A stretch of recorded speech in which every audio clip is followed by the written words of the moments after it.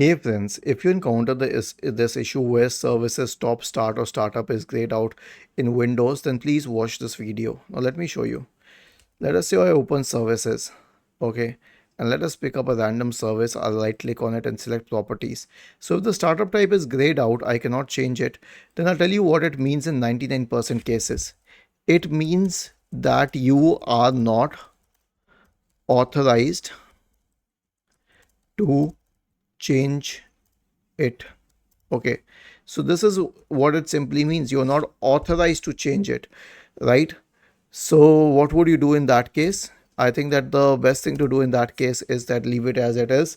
But if you think that you are really authorized to change that service type, but you're not getting that opportunity, then go to user account control, search for user account control in the Windows search bar and open it, and push this slider to the absolute last level, never notify, and then click on OK.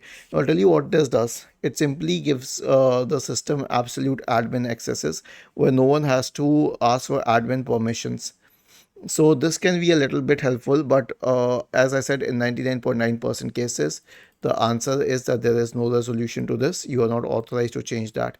If it is a work computer, then you can obviously contact the IT administrator of your company. Was this helpful?